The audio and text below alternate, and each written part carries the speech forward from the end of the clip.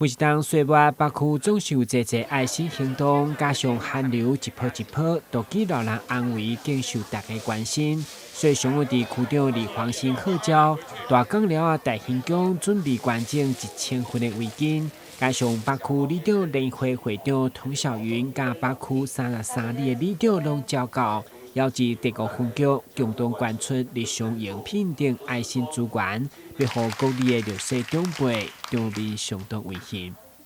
咱大兴宫一路来拢定咧做咱的弱势的关怀，但是这道接到咱区公所的电话、区长的电话啦吼，哇，我们主委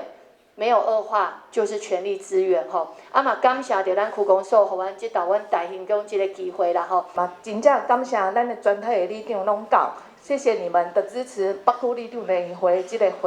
会议啊，活动还有咱赞助咱24位列册的独居老人，所以等一下也要拜托我们各里的里长，赶快拜托赶快协助发放一下。连续几啊波的迄个寒流，陆陆续续拢来到咱苗栗嘛秉持着咱的十方善长的善心，要来帮助着咱在地一寡较弱势长辈时代。而且就真感谢咱所有咱这段时间来，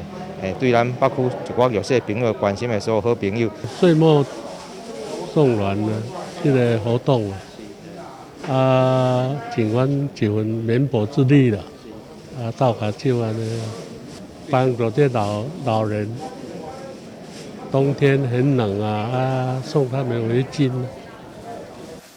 关怀弱势，都要公部门的力量，更需要民间团体来到协助，而且有人捐物资，嘛需要各地的里长来协助发送，才发到圆满，共同予北区的弱势民众感受来自社会温暖甲祝福。今日新闻军及何超邦采访报道。